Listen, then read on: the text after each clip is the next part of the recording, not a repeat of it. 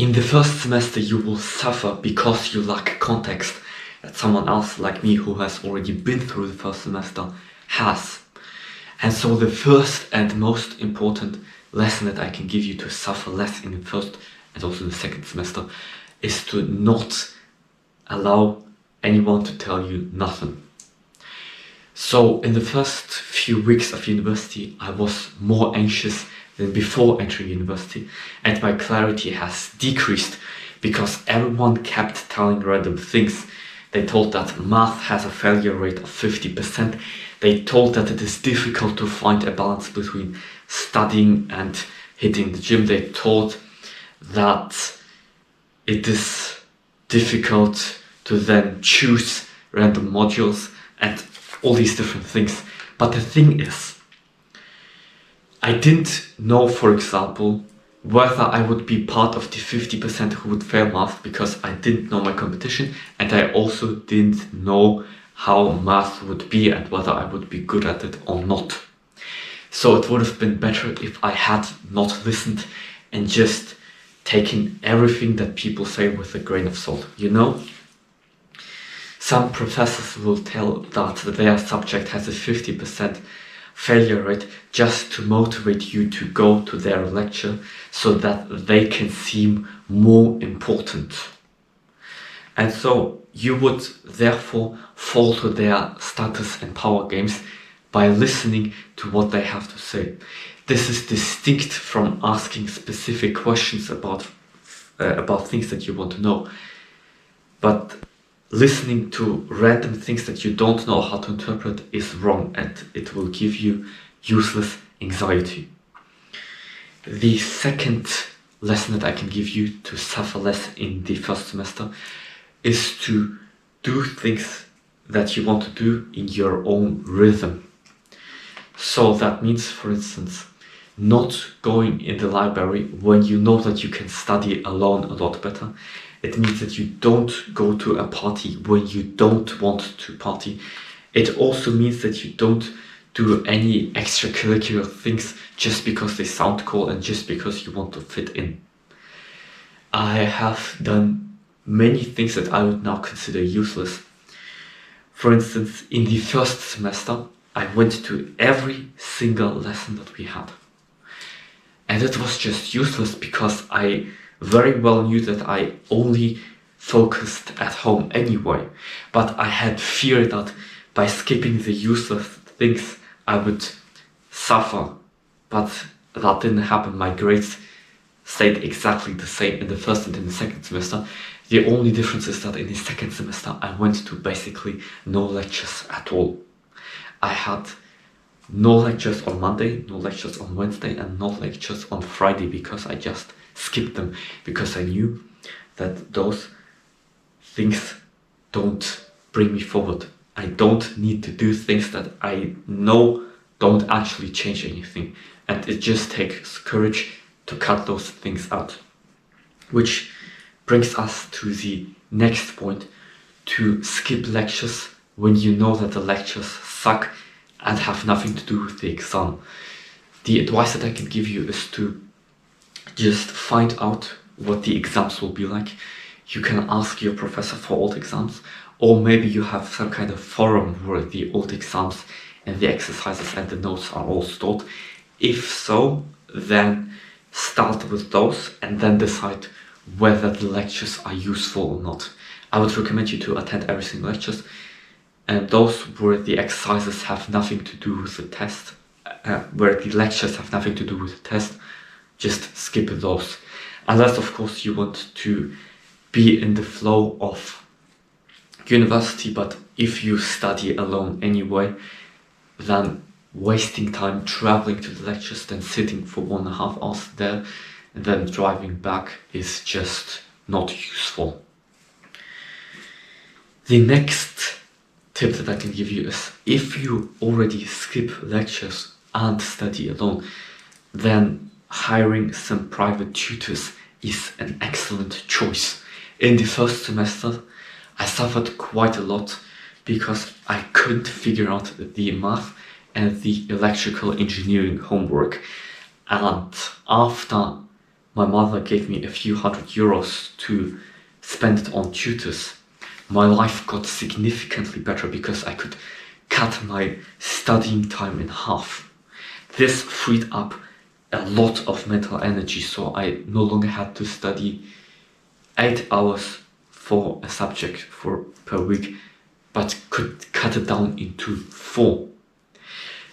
4 hours for €20 doesn't sound very much, but it's actually a monumental improvement considering that those hours suck.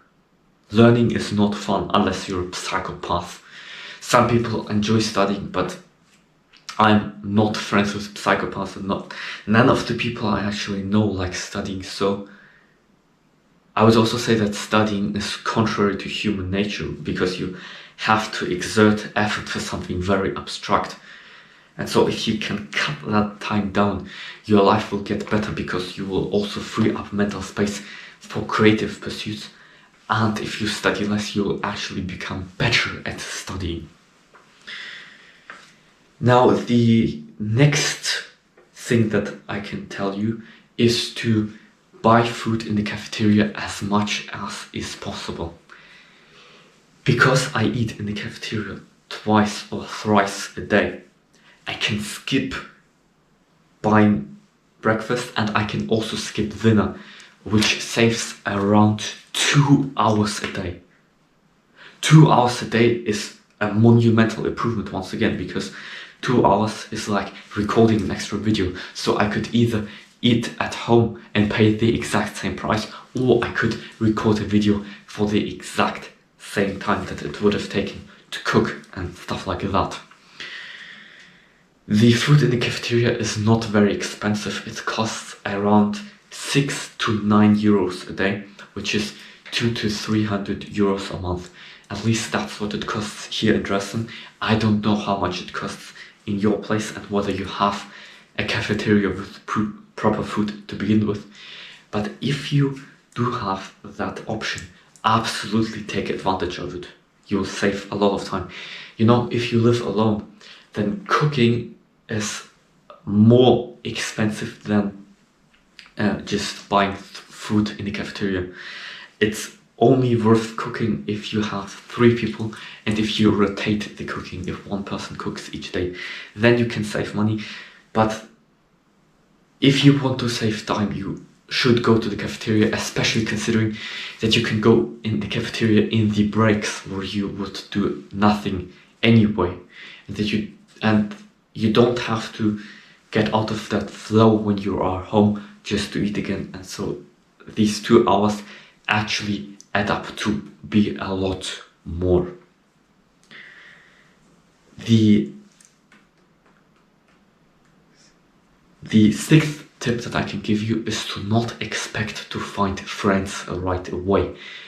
Finding friends in university is a lot harder than in school, and so you should not pressure yourself to find friends on the first day, because forcing friendships ain't it. You see, school is a lot simpler because children have parents and they all come together in school to spend 40 hours a week together. But university isn't like that, because some people are from different regions, which means they are slightly different. They have different interests, different friend groups. Some people have completely different contexts. Some already work, some don't. Some live with their parents, some don't. Some are 30, some are 16 like me. And so university is so much more diverse that it's a lot more difficult to find friends. And so you should not pressure yourself to do so. Friendships will come and develop on their own, provided that you are social and talk to people and spend time with people to begin with. But that does not mean, however, that you need to force things that do not occur naturally. So the 7th tip that I can give you might be a bit controversial, and it's to stop reflecting on whether you like university or not. You see, some people like the end result of university. They are interested in the topic. For instance, I study medical engineering. Some people are interested in medical engineering, but no one likes math lessons. And so by reflecting in your diary whether you like university or not, whether you should quit or not, whether you should change or not, you will miss the fact that no one likes university, and it's okay to be that way. Some like the end result, some don't, but no one likes the way to get there. Studying is contrary to human nature. I've mentioned it before. And so you should not create the false expectation that you need to like everything. This is, by the way, an example of context that you don't have before university. This is something that you learn over time, that basically everything in life sucks, but some things just suck less than others. So the final tip that I can give you is to not pressure yourself into studying. This is quite interesting because I would consider myself a self-improvement YouTuber. However, I know very well that some people can study consistently, let's say 3 hours a day for 6 months straight, and others only study a week before the exam. And if you are that person who studies a week before the exam, if you can only work under pressure, be it so. You know, you will fail more exams, but some people have just that inclination that they can't pressure themselves into studying. And so if they cannot study with too little external pressure and can only focus when pressure is very high, they can just do that. Maybe you are also one of them. I am also a bit like that. You will get worse grades and receive worse results, but a bit worse results is better than struggling for 6 months straight before the exam period, confused on whether you should be studying or not. So just relax and study when it is time to study, when the pressure becomes unbearable, so to speak. But however, if you are that person who can study consistently, absolutely do so. It's much more productive and healthy to do so, because you will most likely get better grades and also experience a lot less pressure. And so those were the things that I know to suffer less in the first semester. My name is Kiryl. I'm 18 years old. I'm 18 years old because I skipped 9th grade, because I started my first business at 13 and thus wanted to get closer to my vision. My goal is to inspire 10,000 good decisions, and I hope that this video helped you to do so, and we'll see you in the next one.